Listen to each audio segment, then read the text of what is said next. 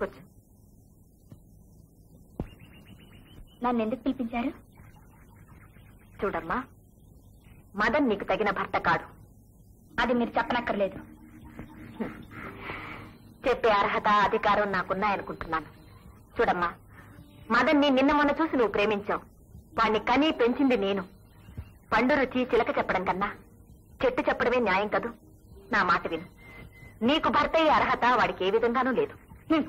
భర్త యోగ్యత చాటుమాటుగా ప్రేమించి మోసం చేసి పారిపోయిన ఒక దుర్మార్గుణ్ణి మీరింకా భర్తగా పూజిస్తున్నారే, అంతకన్నా అయోగ్యుడా మదన్? కవిత, నా భర్త నన్నే మోసం చేయలేదమ్మా. ఆనాడున్న పరిస్థితులు అలాంటివి. ఏమిటా పరిస్థితులు? కొమ్మ చివర గూడు కట్టుకున్న గువ్వ ఎంత తుఫాన్ వచ్చినా గూట్ని పిల్లల్ని వదిలి వెళ్ళదే. ఆ మాత్రం పాసం బంధం కూడా లేని ఆ మనిషిని మీరు భర్తగా భగవంతుడిగా పూజిస్తున్నారే. అలాంటప్పుడు నేను మదన్ని ప్రేమించడం, పెళ్లి చేసుకోవడం తప్ప? తప్పని కాదమ్మా. దానికి మదన్ అడుగుతున్న వరకట్నం ఏమిటో తెలుసా? అది మీ అంకులు ఇవ్వగలరా? నా భర్త ఎక్కడున్నా వెతికి తేగలరా? అది ఈ జన్మలో జరగదు కవిత, ఈ జన్మలో జరగదు. ఎందుకు జరగదు? అంకుల్ చెప్పండి, ఆమె భర్తని కనిపెట్టడం జరగదంటే ఇప్పుడే చెప్పేయండి. నేను ఈ క్షణమే మదన్ని మర్చిపోతాను. నాన్సెన్స్. నా కవిత కోసం ఏమైనా చేస్తాను. నేను చేయలేనిది, నాకు చేతగానిది అంటూ ఈ ప్రపంచంలో ఏదీ లేదు. కవిత, బీ హ్యాపీ. నీ పెళ్లి తప్పక జరిగి తీరుతుంది. నా కవిత నా కవిత అంటున్నారే, ఆ అమ్మాయి మీద నిజంగా ప్రేమ అభిమానం ఉంటే మదన్ లాంటి వాడికి ఇచ్చి పెళ్లి చేస్తానంటారా? ఎందుకండి మదన్ గురించి అంత చెడుగా మాట్లాడతారు? అతను అలా కావడానికి కారణం ఎవరు? వాళ్ళ నాన్న. వాళ్ళ నాన్న మీద ఉన్న కక్ష. ఆ కక్ష తీరిన నాడు మదన్ మారతాడు, మంచివాడవుతాడు. అవును, అయోగ్యుడైన వాళ్ళ నాన్న వల్ల ఏర్పడిన అవమానాలే మదన్ మనసును అలా పాడు చేశాయి. కవిత, మీ అంకుల్ పెద్దవారు, ఆయన ఏమైనా అనొచ్చు, కానీ నువ్వంటే మాత్రం సహించను.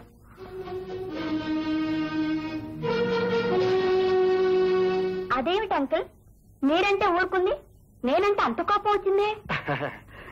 కాబోయే అత్తగారు కదూ, అందుకని. చంద్ర, ఇవాళ ఏం జరిగిందో తెలుసా? వెళ్తుండగా కొందరు ఆడపిల్లలు కారాపి లిఫ్ట్ అడిగారు. సరే, ఆడపిల్లలు కదా అని కారెక్కమన్నా. ఆ తర్వాత కానీ నాకు తెలియలేదు వాళ్ళ ఊళ్ళో పెద్ద సీతాకోక చిలుకలు అని. ఏమిటా చూ? సరే, ఎందుకలా ముఖం తిప్పుకుంటావు? అనుమానిస్తున్నావా? బ్రతుకంతా వ్రతంగా ఉపవాసం ఉన్నవాడు సంధ్యా సమయంలో ఎంగిలి బిస్కులు తింటాడా? No, never. నీకు కావాల్సింది ఇదే కదా అని వాళ్ళ ముఖాన ఇంత డబ్బు కొట్టొచ్చేసాడు. ఆ తర్వాత ఏమైంది? చంద్ర, నువ్వు ఎక్కడికి ఎలా వచ్చావు? ఇది డాక్టర్ గారి ఇల్లు, ఎవరైనా రావచ్చు. నేను ఒక జోసుడికి చేసి చూపించాను. ఆయన ఏమన్నాడు తెలుసా? నీకు ఇంకా ఈ పిచ్చి తగలేదన్నమాట. ఏమన్నాడు? ఎంతో పుణ్యం చేసుకుంటే కానీ మీలాంటి భర్త దొరకడన్నాడు. ఏమిటో ఆ పుణ్యం? ఇదే 25 ఏళ్లుగా నాకు ఇచ్చిన మాట నెరవేరుస్తున్నారు. నేను పక్కనున్నట్టే జరిగిందంతా చెప్తున్నారు. ఇది వినే భాగ్యమే నాకు లేకుండా పోయింది. కానీ ఆ అదృష్టం ఇన్నాళ్లకు దొరికింది. చెప్పండి, ఇంకా ఇంకా వినాలనుంది. ఆ తర్వాత ఏమైంది? నీకు తెలియదేముంది చంద్ర. మన ఇద్దరి మధ్య ఒక ధర్మయుద్ధం జరుగుతుంది. మన బ్రతుకే దాగుడు మొదలైపోయింది. ఎన్నాళ్ళు ఈ యుద్ధం, ఎన్నాళ్ళు ఈ దాగుడు మొదలు. చంద్ర, ఇప్పటికైనా నిజం ఒప్పుకో. కవితకు పెళ్లి చేసి నా బాధ్యత వదిలించుకో. ఎలా ఒప్పుకోమంటారండి? కంటికి కనపడిన భార్యని ఎదురుగా చూస్తున్నట్టే భావించి జరిగిందంతా చెప్పుకుంటున్నారు. కవిత మీ బిడ్డ కాకపోయినా ఆ పిల్ల పెళ్లి కోసం మిమ్మల్ని మీరే ఆహుతి చేసుకోబోతున్నారు. దేవుడు లాంటి మిమ్మల్ని కసాయి వాడైన మా మావయ్యకి నా చేతులారా ఎలా అప్పచెప్పమంటారండి? అయితే దీనికి అంతం లేదంటావా? ఎందుకు లేదు, మిమ్మల్ని ఎప్పుడూ కాపాడమని ఆ దేవుని ప్రార్థిస్తూనే ఉన్నాను. 10 మందిలో మీరు నా భర్త కాదు అని చెప్పే మనోబలాన్ని నాకు ప్రసాదించమని కన్నికమ్మకు ముడుపు కట్టుకుని మొక్కబడుతున్నాను. దానికి మీరు కూడా నాతో రావాలి. మీరు నాతో వస్తేనే ఆ మొక్కు ఫలిస్తుందట. ఇది చెప్పిపోదామని వచ్చాను. ఎంత వింత కోరిక! నేను ఓడిపోవాలని నువ్వు మొక్కుకోబోతున్నావు, దానికి నేను తోడుగా రావాలి. Wonderful, wonderful. చంద్ర, మన ఇద్దరిలో ఎవరో ఒకరికి ఓటమి తప్పదు. అది ఎవరికి అవుతుందో చూద్దాం. మీకోసం ఓడరేవులు ఎదురు చూస్తుంటాను. వస్తారుగా? Okay, okay. ఇంత కాలంగా ఎత్తుకున్న మీ నాన్న ఎంతమంది చూపొచ్చాడు? నీకే తెలుస్తుందా? నా కళ్ళ ముందు మీ అమ్మకే తెలుసురా, అందుకని పోతాడు చెందదట. అలాగా? అమ్మా అమ్మా, మీ అమ్మ ఇక్కడే ఉందా? అప్పుడప్పుడు వాళ్ళు చూడటానికి వస్తుంటుందిలే. నీ దేవుడి దీవికి వచ్చాడు నిజమేనా? దాన్ని ఎందుకు అడుగుతావు? అది ఖచ్చితంగా నిజం చెప్పదు. ఇంత మటుకు ఆ దుర్మార్గుడు పేరే చెప్పలేదు.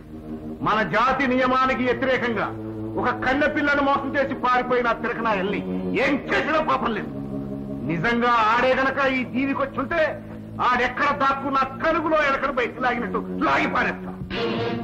బయటికి లాగి అతని తల నరికి నడివీధిలో వేలాడగడతావు. ఆ తర్వాత నాకేం బాధ లేదు బాబు. ఇక్కడ నేనేం ఉద్యోగం చేస్తున్నానో తెలుసా? జైల్లో నేరగాలను ఉరి తీయడం. అట్లా నా చేతుల మీద ఎంతో మందిని తీశాను.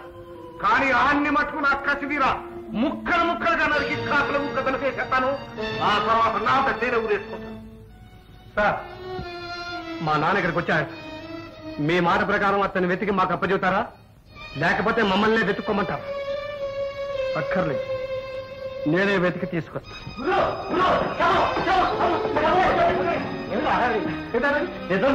సముద్రంలో ఎవరిదో శవం ముట్టుకొచ్చింది. అయితే ఆచే ఉంటుంది. ఇదే తాత ఓ ఈడా ఈ మత పిచ్చోడా. ఈ మధ్య కొబ్బరి తోటలో కోటగాడి కూతురు బలవంతం చేయబోతే నేనే పట్టుకొని అయితే పచ్చబడిపించారు. ఆ దెబ్బతో నాయాలు సాయంత్రంలో దుడ్డు తెచ్చాడు. ఒక రకంగా బుద్ధిమంతుడే. బెద బతుకు త్వరగా ముగించుకున్నాడు. ఓరే మదను, ఒకవేళ మీ నాన్న కూడా ఇలాంటి పని చేస్తే? మా నాన్న ఆయన కథ అంత తేలిగ్గా ముగిసిపోతుంది. నువ్వు పట్టపట్టు పొడవాలి, నేను శిలా విగ్రహం చెక్కాలి. ఇన్నారా సార్, ఇన్నారా? ఇదంతా మీ సాయంత్రం జరగాలి. ఎలా చేస్తారో ఏవో. ముందు పోలీస్ రిపోర్ట్ ఇవ్వండి. చంద్రమ్మా, చంద్రమ్మా, ఏమైంది? ప్రొద్దు నుంచి పెద్ద గుండె నొప్పి ఎక్కువైందమ్మా. ఊపిరి కూడా తీసుకోలేకుండా ఉంది. ఇప్పుడే కాస్త నయంగా ఉంది. ఏమైంది రాజమ్మా? ముందు కలకత్తా తీసుకువెళ్ళా. అదేనమ్మా, ఇవాళ సీమర్లో తీసుకెళ్తాను. డబ్బిస్తానండి.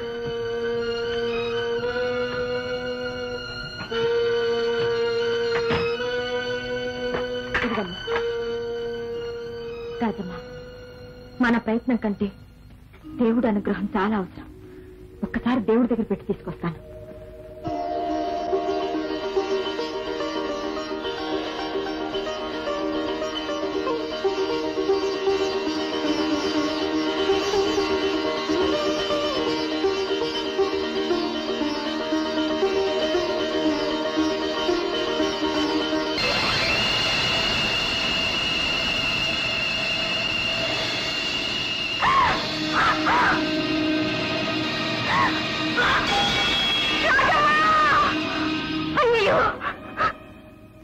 అయిపోయిందమ్మా, అంతా బూడిదైపోయింది.